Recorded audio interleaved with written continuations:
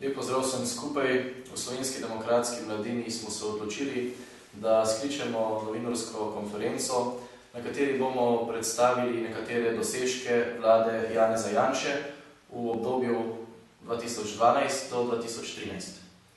V Slovenski demokratski mladini menimo, da je vlada Janeza Janše kljub visoki gospodarsko-finančni krizi uspela kar najbolj optimalno izkoristiti dane možnosti in finančna sredstva in pri tem tudi sprejeti pozitivne ukrepe, ki zadevajo mlade. Ob tem seveda velja poudariti dejstvo, da je Janševa vlada delovala v smeri zniževanja proračunskega primanjkljaja, saniranja dolga države in pa s ciljem, da v najkrajšem možnem času dobimo uravnotežen proračun. Torej, da toliko, kolikor ustvarimo, toliko tudi porabimo. To je pomembno predvsem zato, da ni potrebno zadolževanje. Vlada Janeza Janše je v tem obdobju uspela znižati zadolževanje, kar je samo koristno in tudi zelo pozitivno za mlade, saj smo mladi tisti, ki potem enkrat v prihodnosti odplačujemo ta dolg. V Slovenski demokratski mladini obžalujemo, da takratna opozicija ni bila sposobna toliko modrosti, da bi sprejela in prispevala svoje glasove za vpis zlatega fiskalnega pravila v ustavo. Upam, da se bo vsaj zdaj to spremenilo in da se to zlato fiskalno pravilo v ustavo tudi zapiše. Pozitiven ukrep za mlade je bilo sprejetje pokojninske reforme. V Slovenski demokratski mladini se zahvaljujemo magistru Andreju Vizjaku, bivšemu ministru za delo, družino in socialne zadeve, in mu čestitamo za res odlično in produktivno vodenje ministrstva. Dokazal se je kot izjemen pogajalec, saj je bila pokojninska reforma, za razliko od prejšnje, usklajena s socialnimi partnerji, v državnem zboru pa sprejeta brez glasu proti. Pokojninska reforma v ospredje postavlja zavarovalno dobo in njeno dolžino, ter temelji na načelu, da je 40 let dela in 60 let starosti dovolj za polno pokojnino. Prav tako pa ponuja različne spodbude za delodajalce. Če na primer zaposlijo prvega iskalca zaposlitve, ki je star pod 26 let, ali pa mamico z otrokom, mlajšim od 3 let, bodo le-ti oproščeni plačila dela prispevkov. Prav tako je bila sprejeta reforma trga dela. Ta prinaša številne pozitivne novosti za mlade. Zasleduje cilj omejevanja zelo uveljavljene prakse zaposlovanja za določen delovni čas. Tarča tega smo bili še posebno mladi. Redko kdo od nas je dobil zaposlitev za nedoločen delovni čas. Prav tako tudi uvaja lažje odpuščanje, ne pa tudi razlogov za odpuščanje.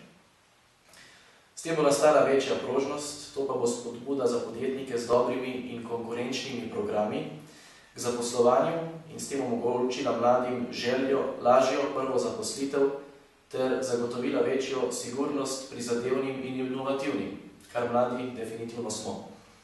Zagotavlja tudi učinkovitejše izvajanje inšpekcijskega nadzora, sodnega varstva, sankcioniranje kršitev, ustrezno varnost posameznikom, ki so izgubili zaposlitev in iščejo novo zaposlitev, ter vključitev delavcev ustrezne ukrepe na trgu dela že v času odpovednega roka. Vlada je sprejela tudi pogoje za zmanjševanje števila brezposelnosti med mladimi in čimprejšnjo zaposlitev mladih diplomantov. V letu 2012 je namenila kar 20,3 milijona evrov sredstev in s tem je dobilo preko subvencij 3000 mladih svojo prvo zaposlitev. V različne programe aktivne politike zaposlovanja je bilo v letu 2012 vključenih 16.031 oseb. 7.173 brezposelnih oseb se je zaposlilo s pomočjo subvencije za zaposlitev, 9.128 oseb pa je bilo vključenih v programe usposabljanja in izobraževanja za večjo konkurenčnost ter zaposljivost na trgu dela. Kot pozitiven ukrep za mlade v Slovenski demokratski mladini pozdravljamo tudi ponovno zagotovljena sredstva za subvencije šolske prehrane. 12.000 novih osnovnošolcev bo imelo brezplačen obrok, subvencionirano pa bo tudi obrok za 20.000 več dijakov kot prej. Če se dotaknem še študentskega dela. Vlada Janeza Janše je z zakonjem o uravnoteženju javnih financ koncesijsko dajatev iz 14 dvignila na 25%. Iz tega je več sredstev namenjenih tudi za štipendije, gredo sklad za štipendije. Pozdravljamo tudi to, da se je znižal izdatek iz te koncesijske dajatve za študentske servise in študentsko organizacijo. Aktualna ministrica za delo, družine in socialne zadeve, dr. Anja Kopač Mrak, je v svoji predstavitvi na matičnem parlamentarnem odboru napovedala možno spremembo študentskega dela. V Slovenski demokratski mladini upamo in ministrico že sedaj pozivamo, da ne gre v spremembo študentskega dela v smislu omejevanja le-tega na način z določanjem nekih urnih postavk ali celo omejevanjem zaslužka letno oziroma z urami letno. Pozdravljamo idejo, da bi del koncesijske dajatve šel v pokojninsko blagajno. Pozivamo pa jo, da sploh opusti kakršnokoli idejo o tem, da bi uvedli neko malo delo. To smo že videli. Študentje, upokojenci, brezposelni tujci pod isto streho v tem zakonu preprosto ne gredo skupaj. Ob morebitnem referendumu bi tak zakon zopet padel. V Slovenski demokratski mladini ministrici želimo veliko uspeha pri njenem delu, hkrati pa smo le-tega rahlo skeptični. Ne gre pozabiti, da je bila ministrica desna roka bivšega ministra dr. Ivana Svetlika, pri njem je bila namreč državna sekretarka, torej je bila soavtorica 3 slabih zakonov, ki so padli na referendumu. Bila je tudi članica takratne pogajalske skupine, ki je bila nesposobna voditi socialni dialog in priti do kakršnega koli dogovora s socialnimi partnerji. Kljub temu pa ministrici ob podpori vladi naklonjenih sindikatov in medijev to ne bi smelo predstavljati prav pretirani velikih težav. Na koncu naj podam samo še apel na medije. V zadnjem času praktično ni moč zaslediti nikakršnih novic o tem, kaj vlada počne. Zdaj po vsej verjetnosti nič ne počne.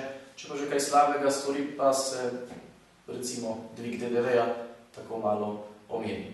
V zadnjem času lahko v Sloveniji in njenem finančnem položaju več preberemo v tujih medijih kot v domačih. Človek ima občutek, da kar naenkrat ni več lačnih otrok, da otroci po ulicah hodijo z debelejšimi bundicami, kot so hodili v času Janševe vlade.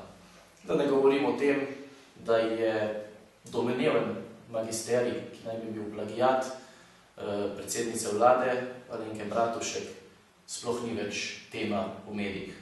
Sprašujem se, kje je tisto raziskovalno novinarstvo, ki je prisotno predvsem takrat, kadar so na tapeti poslanci ali člani SDS-a.